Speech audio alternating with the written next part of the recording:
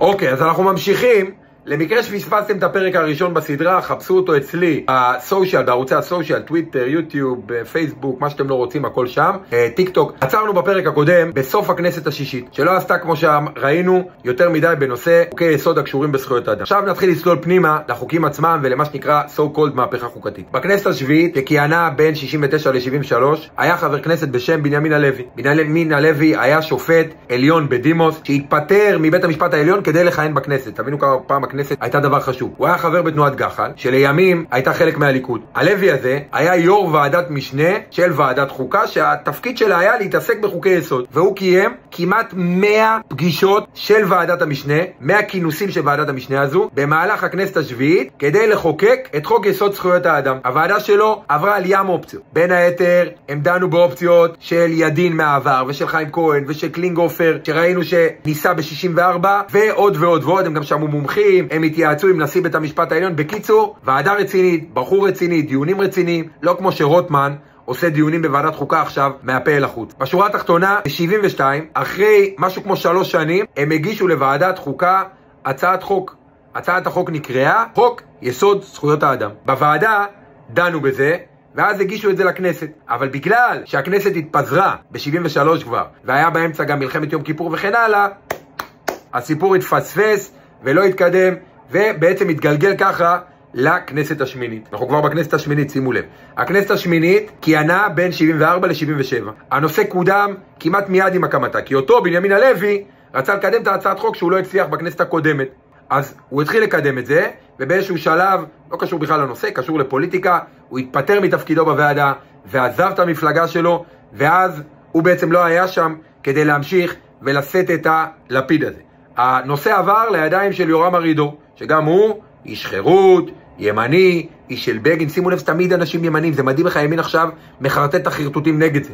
הוא המשיך לדון בנושא בוועדת המשנה, אבל בפועל הוא לא הצליח לקדם את זה. והנה הגענו כבר לכנסת התשיעית. הכנסת התשיעית הייתה בין 77 ל-81, זה הכנסת של המהפך, שבגין והליכוד נהיו בשלטון. ושוב הוקמה ועדת משנה לחוקי יסוד. הפעם עמד בראש הוועדה בחור בשם וירשובסקי, ממפלגת שינוי, לא מפלגת ימין, אבל הממשלה הייתה ממשלת הימין הראשונה. הוא לא הצליח לקדם את הנושא הזה יותר מדי בכנסת. עיקר הוויכוח היה גם בדרך מלא בלגן, רק התאקלמו לזה שהליכוד בשלטון. עיקר הוויכוח היה אם נכון בכלל לחוקק חוק יסוד זכויות האדם, לפני שמחוקקים חוק יסוד חקיקה, חוק שדרך אגב עד היום אין לנו, וזה דבר הזוי, אבל לא משנה. והופ, הגענו כבר לכנסת העשירית.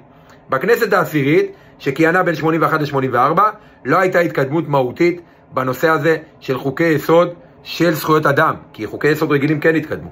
בכנסת ה-11, שכיהנה בין 84 ל-88, גם לא הייתה התקדמות מהותית עם חוקי יסוד שקשורים לזכויות אדם, אבל כן התחיל סוג של שיח ציבורי על זה שישראל צריכה סוף סוף חוקה.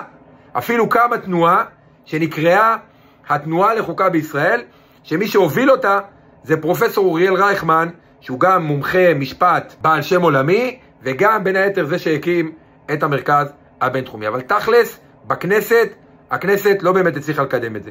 ובינתיים הכנסות ממשיכות לחוקק את החוקה שלנו כמו בפשרת הררי, פרקים פרקים. עוד חוק יסוד ועוד חוק יסוד ועוד חוק יסוד. עד הכנסת ה-11 כולל, כבר היו לנו 9 חוקי יסוד, 9 פרקים באותה חוקה שסוכם שהיא תיבנה פרקים פרקים, אבל אף אחד מהם לא מתעסק בזכויות אדם. כולם קשורים לסדרי ממשל ולפרוצדורות ולסמלי שלטון, וזכויות אדם נייט. בכנסת ה-12, שכיהנה בין 88 ל-92, נכנס לתפקידו כשר המשפטים דן מרידור. דן מרידור מהליכוד, איש ימין, בגיניסט, והוא שם לעצמו כיעד סוף סוף להביא לסיומה את המלאכה הזו של הימין ושל חירות ואחר כך של הליכוד, להגן את זכויות האדם במסגרת חוקי יסוד ולקדם את החלק של זכויות אדם בתוך החוקה שלנו. כי ראינו חוקי פרוצדורה כבר היו לנו לא מעט. עד לאותה נקודה, כמו שאמרנו, רק חוקי פרוצדורה בלי חוקי מהות. אז מה הוא עשה? הוא התחיל לקדם את הסיפור הזה, וזה היה הדגל של הליכוד, האני מאמין שלו במובן הכי עמוק שיכול להיות, לחוקק חוקי יסוד שקשורים לזכויות אדם. דרך אגב, 180 מעלות מהימין של היום, זה הזוי בעיניי. באפריל 89, מרידור הציג הצעה אחרי אינסוף דיונים ושיח עם גורמים פוליטיים ובכירים במשרד המשפטים וכן הלאה.